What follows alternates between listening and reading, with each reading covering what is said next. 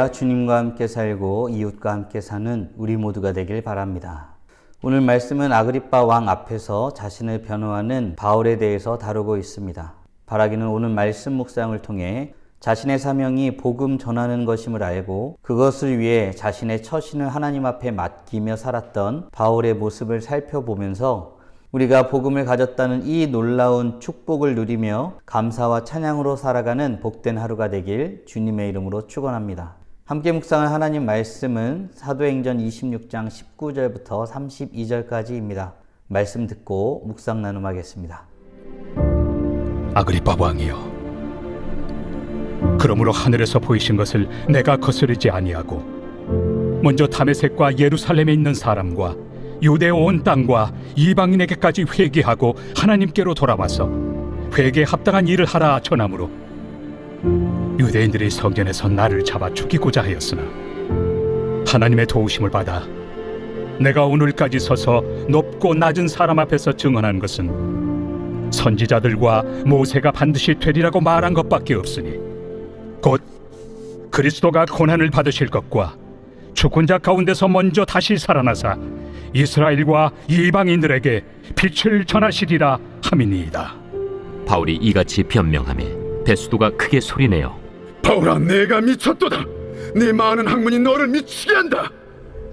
베스도가 가여, 내가 미친 것이 아니요 참되고 온전한 말을 하나이다. 왕께서는 이 일을 아시기로 내가 왕께 담대히 말하노니 이 일에 하나라도 아시지 못함이 없는 줄 믿나이다. 이 일은 한쪽 구석에서 행한 것이 아니니이다. 아그리빠 왕이여, 선지자를 믿으시나이까? 믿으시는 줄 아나이다. 내가 적은 말로 나를 권하여 그리스도인이 되게 하려 하는도다. 말이 적으나 많으나 당신뿐만 아니라 오늘 내 말을 듣는 모든 사람도 다 이렇게 결박된 것 외에는 나와 같이 되기를 하나님께 원하나이다.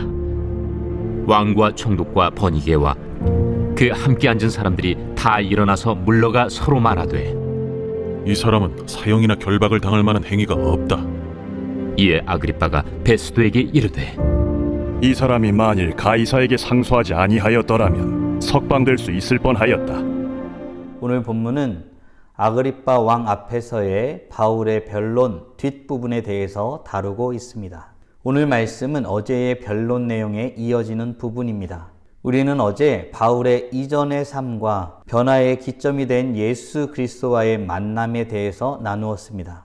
바울은 자신의 삶에 대한 간증을 통해 하나님을 경외함으로 이전에 붙들었던 유대인으로서의 가치와 현재 붙들고 있는 예수 그리스도의 주되심으로서의 가치가 일치한다고 말하고자 하였던 것입니다. 이제 바울은 예수 그리스도를 만난 이후의 삶에 대해 변론할 차례입니다. 바울은 예수 그리스도를 만난 후 회개에 대하여 전하였습니다. 바울은 다메섹과 예루살렘에 있는 사람들, 유대 온 땅과 이방인에게까지 회개에 합당한 일을 하라고 전하며 살았던 것입니다. 이 일 때문에 바울은 핍박과 고난, 어려움을 당하였습니다. 바울은 자칫 유대인들의 손에 잡혀 죽을 뻔하기도 하였습니다. 이렇게 만나는 사람마다 가는 곳마다 복음을 전한 바울은 자신이 전하는 복음의 의미를 제대로 알고 있었습니다. 어떤 것이었을까요? 22절, 23절입니다. 하나님의 도우심을 받아 내가 오늘까지 서서 높고 낮은 사람 앞에서 증언하는 것은 선지자들과 모세가 반드시 되리라고 말한 것밖에 없으니 곧 그리스도가 고난을 받으실 것과 죽은 자 가운데서 먼저 다시 살아나사 이스라엘과 이방인들에게 빛을 전하시리라 함이니이다 하니라. 아멘. 바울은 복음을 어떻게 이해하고 있습니까? 바울에게 복음은 선지자들과 모세가 반드시 되리라 말한 바로 그것입니다. 유대인들의 인식과 반대지요. 유대인들의 인식에는 바울이 전하는 복음은 유대인들이 전하는 선지자들과 모세가 반드시 되리라 한 것들을 반대하는 말일 뿐입니다. 그러나 바울에게 있어서는 선지자와 모세로부터 이어진 말씀은 곧 그리스도에 대한 증언입니다. 무슨 말입니까? 모세와 선지자들이 그리스도에 대해서 증언하였다는 것입니다. 즉 그리스도가 고난을 받으실 것에 대해 증언한 것입니다. 그리고 그리스도가 죽은 자 가운데서 먼저 다시 살아나사 이스라엘 백성들과 이방인들에게 빛을 전하시리라는 것에 대한 증언인 것입니다. 이 변론을 들은 총독 베스도는 바울이 미쳤다고 생각하였습니다. 많은 학문이 바울을 미치게 만들어 이상하게 되었다고 생각한 것입니다. 그런데 바울은 그 말에도 불구하고 복음 전하는 것을 멈추지 않았습니다. 자신은 온전한 것을 말할 뿐이라고 말하며 아그리빠 왕을 향합니다. 바울은 아그리빠 왕이 모든 것을 알고 있다고 말합니다. 그러면서 아그리빠 왕에게 선지자를 믿지 않느냐고 물어봅니다. 바울은 지금 아그리빠 왕에게 복음을 전하고 있는 것입니다. 그런데 아그리빠 왕은 바울의 이 당돌한 복음 전도에 내가 적은 말로 나를 권하여 그리스도인이 되게 하려 하는도다 라고 말합니다. 거절 의사입니다.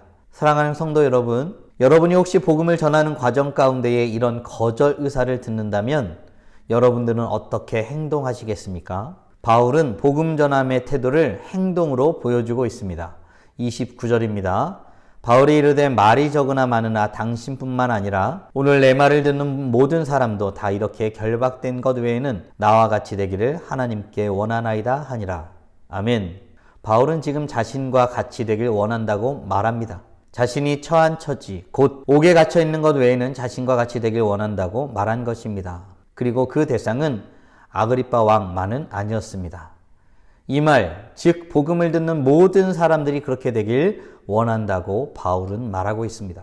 사랑하는 성도 여러분, 우리는 이 바울의 태도를 통해서 복음의 가치를 깊게 묵상해 볼 필요가 있습니다. 바울에게 있어서 복음, 즉 예수를 그리스도라고 믿는 것은 어떤 의미일까요? 그것 때문에 갇히는 일도 있었고 그것 때문에 거절을 당해도 그것 때문에 모멸을 당해도 포기할 수 없는 바로 그것입니다. 이어서 우리는 우리 자신을 한번 돌아보길 원합니다. 오늘 하루 우리는 복음을 어떤 가치로 고백하고 있는지를 물으면서 복음을 깊이 묵상하는 하루가 되길 간절히 원합니다. 사랑하는 성도 여러분, 오늘 말씀을 질문을 통해 정리하며 더 깊게 묵상하길 원합니다. 우리는 복음이 창세 이후 우리에게까지 흘러들어온 참된 가치임을 믿고 있습니까? 아울러 우리는 복음을 가진 자로서 우리 주변에 있는 사람들이 우리와 같이 되길 원하는 마음으로 살아가고 있습니까? 바라기는 하나님께서 주신 복음의 의미와 가치를 제대로 깨닫고 고백하는 우리가 되길 바라고, 그로 인해 주변에 있는 모든 사람들이 복음의 가치를 품은 나와 같이 되길 원하는 마음으로 살아가는 하나님의 자녀가 되길 주님의 이름으로 축원합니다. 복음을 가진 자로서 복음의 가치로 인해 참된 가치를 가진 나로서 오늘도 찬란하게 빛나시길 주님의 이름으로 축원합니다. 다 함께 기도하겠습니다. 하나님 감사합니다. 바울의 삶을 통해 복음에 대해서 우리가 어떤 가치를 품고 가치로 인정하며 살아가는지 말씀을 통해 돌아보게 됩니다. 때를 어떤지 못 어떤지, 나의 처지가 어떠하든지 다른 것은 모르겠으나 내가 복음을 가진 자로서 나와 같이 당신이 나와 같이 아무개가 나와 같이 되길 원한다라는 마음으로 살아가고 전하는 복된 하나님의 자녀들이 될 수 있도록 은혜 내려 주시옵소서. 그 전에 먼저 복음이 우리에게 어떤 가치인지 깊이 묵상하는 우리의 삶이 되게 하여 주시옵소서.